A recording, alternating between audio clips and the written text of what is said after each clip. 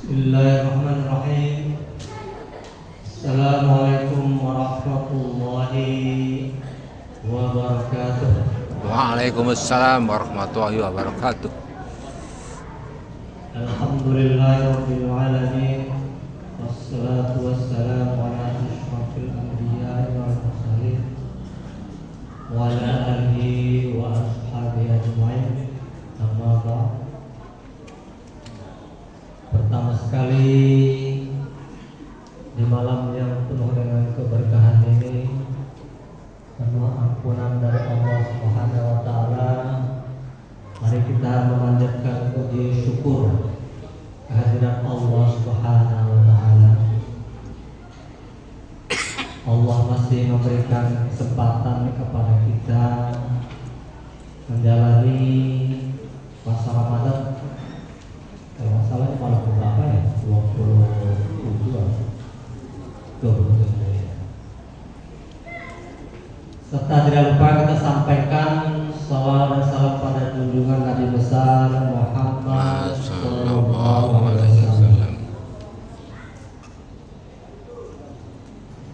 Jamaah tarawih yang dimuliakan Allah,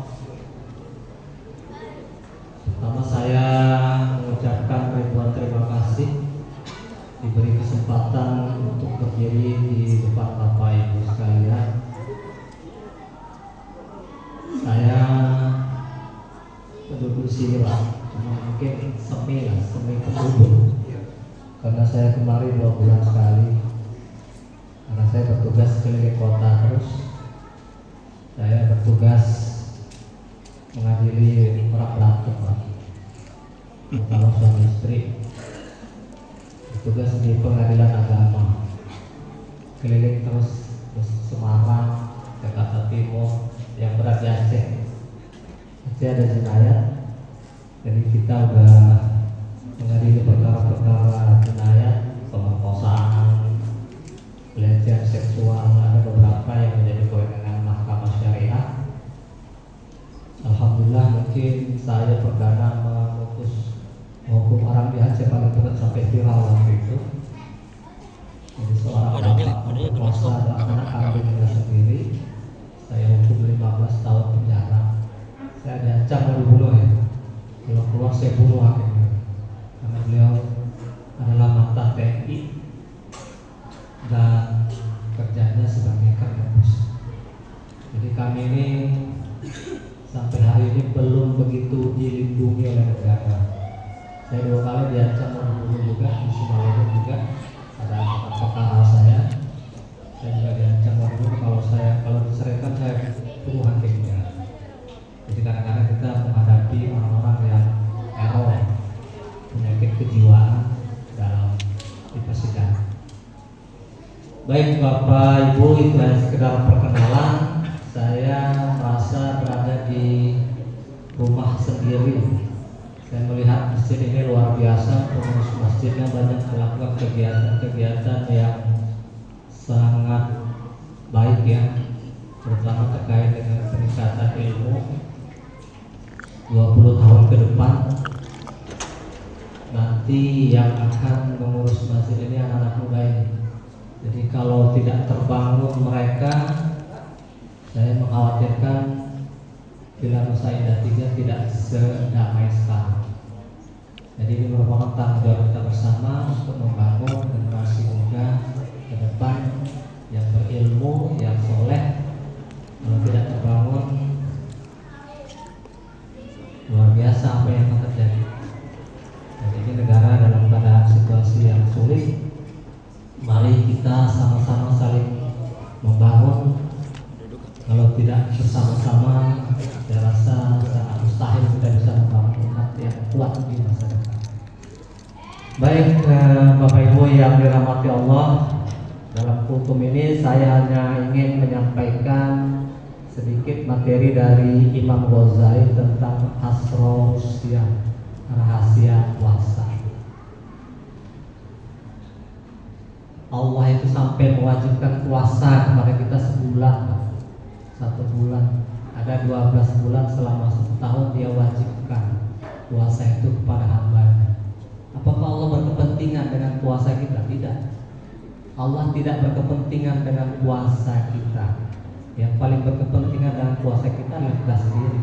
Pertanyaannya adalah, ada apa kok sampai sebulan kita diharuskan bahkan diwajibkan oleh Yang Maha Kuasa?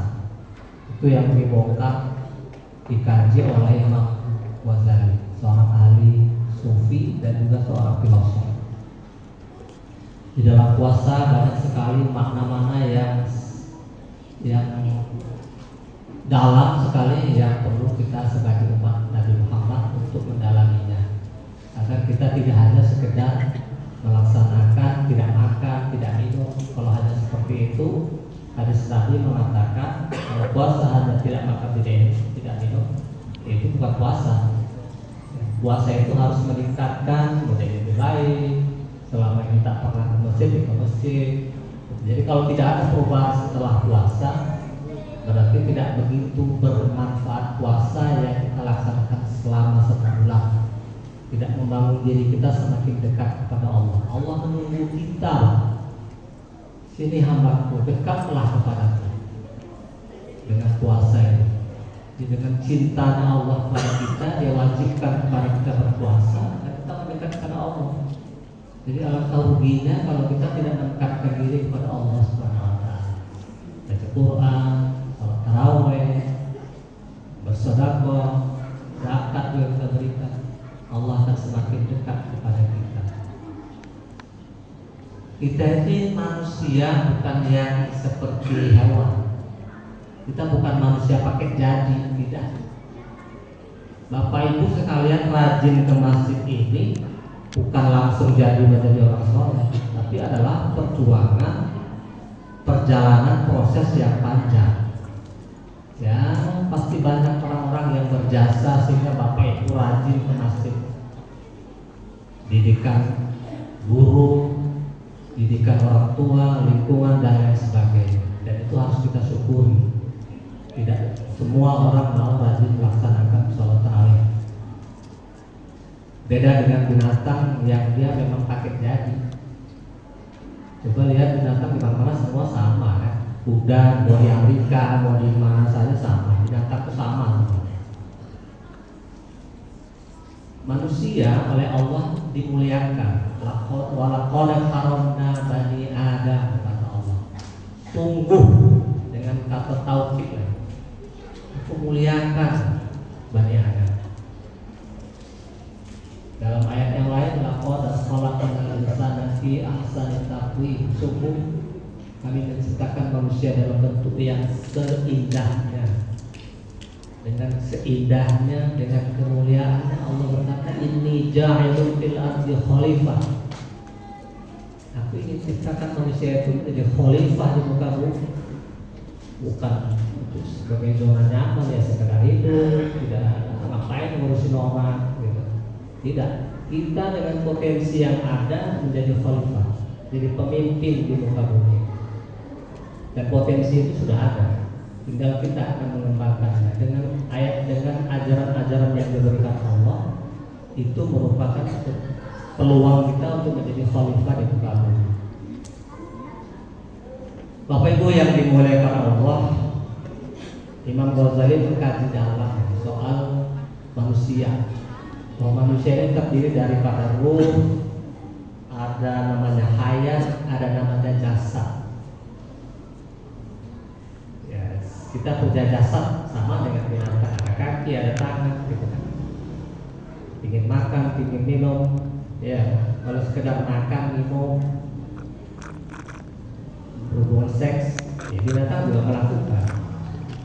Kalau hidup tidak sekedar makan, minum, level kita sama dengan Buya Hamka mengatakan kalau hidup sekedar hidup, kerbau hidup di sawah. Kalau sekedar makan saja sawah, kerbau makan, bisa makan di sawah. Kalau kerja sekedar kerja, keras kerja di hutan.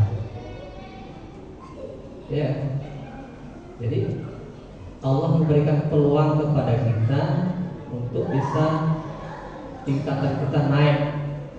Kalau kita tergoda dengan hawa nafsu, level kita jatuh seperti binatang. Jadi manusia itu bisa levelnya jatuh ke binatang karena godaan hawa nafsu, tapi juga dia bisa menjadi levelnya mendekati malaikat karena dia punya akal. Jadi manusia itu punya akal, punya nafsu. Kalau dia tidak bisa mengendalikan nafsu, maka levelnya jatuh ke level binatang. Kalau dia bisa mengendalikan nafsunya, bisa menggunakan akalnya, maka levelnya akan naik mendekat seperti malaikat yang dicintai oleh Allah Subhanahu wa taala. Malaikat adalah makhluk yang dicintai Allah Subhanahu wa taala. Tapi kita juga bisa menjadi manusia yang sangat zalim, sangat berdosa. Di Quran siapa manusia yang paling zalim, paling dosa dan dosa sampai ditulis dalam Al-Quran? Ya, anak muda harus tahu ya. Manusia yang tidak bisa mengendalikan nafsunya sampai aku adalah Tuhan, sampai aku Tuhan. Bayangkan tuh kuatnya nafsu manusia yang tidak bisa terkendali. Aku dirinya Tuhan, masih ke kamar mandi, masih makan, masih minum, masih butuh sama istri. Ngaku Tuhan, bayangkan tuh ada manusia ngaku Tuhan. Masuk akal nggak ya? Rasanya nggak masuk akal ya ada manusia mengaku dirinya Tuhan. Namrud sampai Tuhan diajak perang. Tuhan diajak perang, Pak. Luar biasa. Ngeri ya. Tuhan diajak perang. Sampai Tuhan hanya ngirim bala tentara yang nyamuk doang ya. Iya kan? Mungkin ada ingat ya bagaimana Namrud cuma di Tuhan hanya melawankan Namrud dengan pasukan nyamuk, seekor nyamuk masuk ke telinganya, bertahun-tahun dia digigit nyamuk, menderita luar biasa sampai mati. Ya apalagi manusia yang paling zalim di muka bumi, Namrud, Firaun, satu lagi siapa? Ada yang tahu? Hah? Anak muda harus tahu.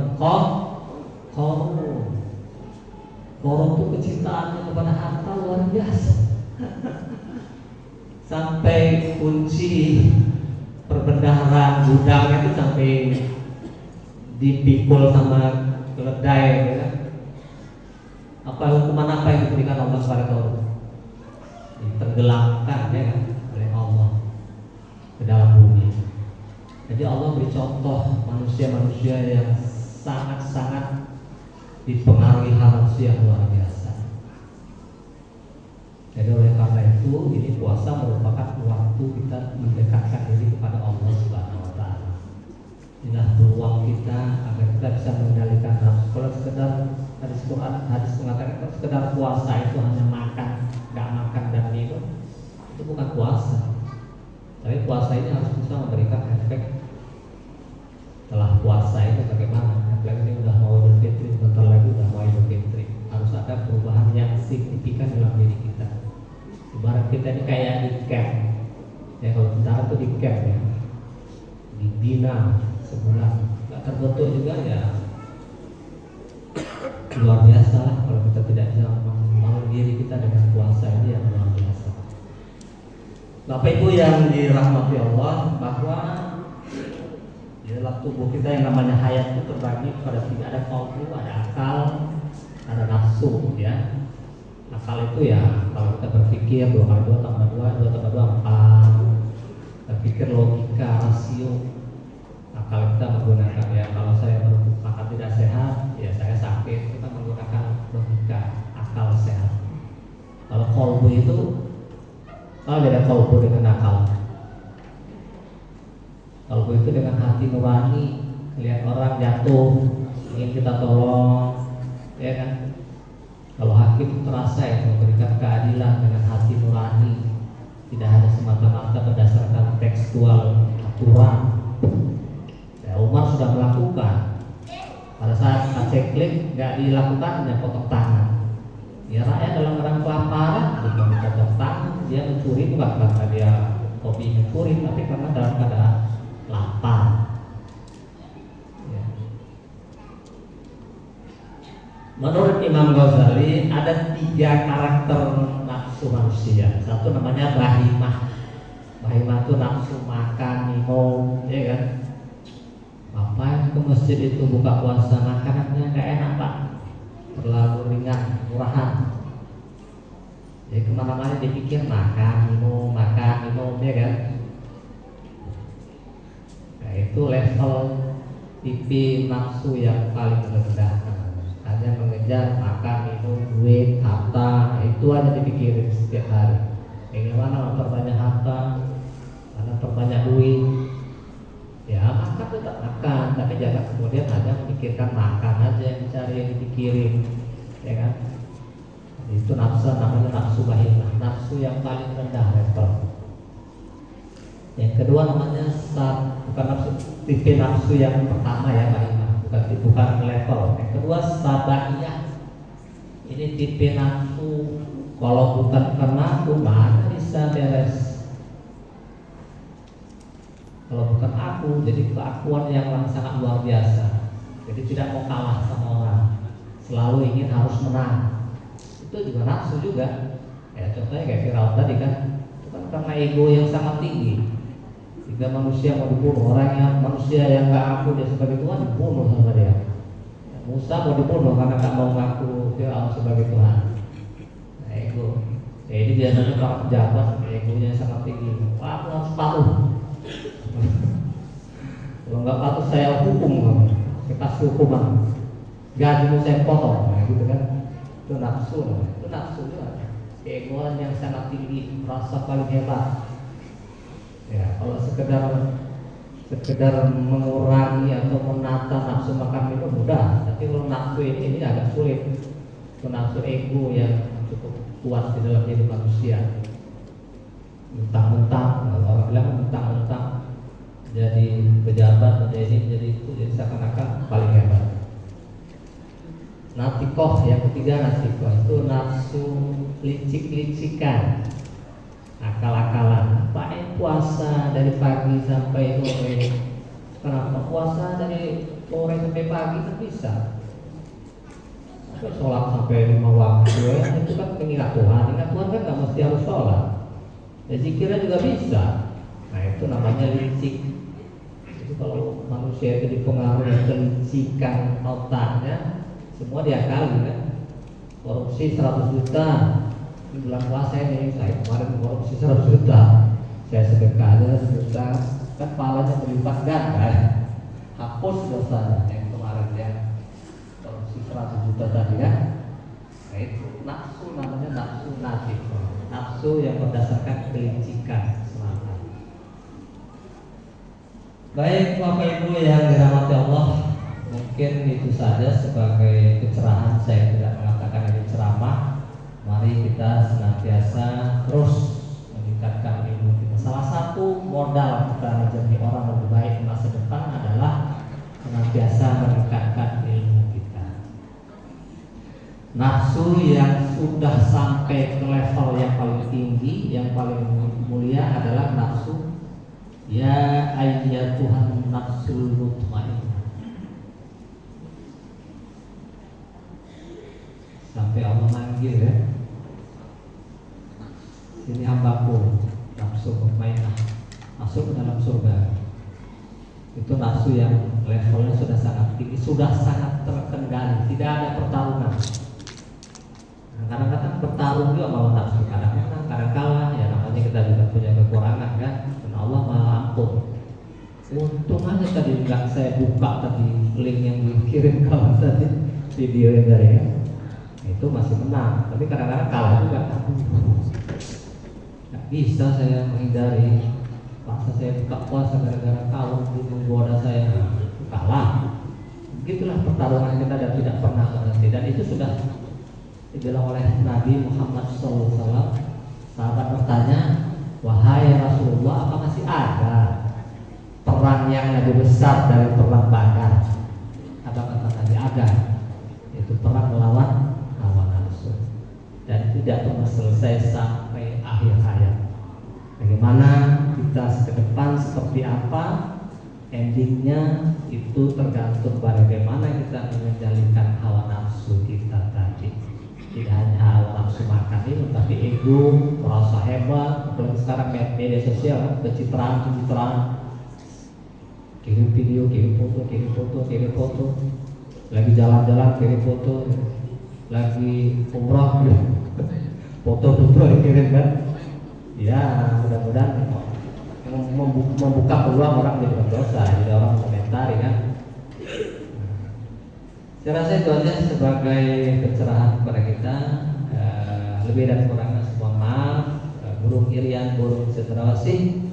Sekian, terima kasih. Assalamualaikum warahmatullahi wabarakatuh. Waalaikumsalam warahmatullahi wabarakatuh. Bapak Zulkarnain Lubis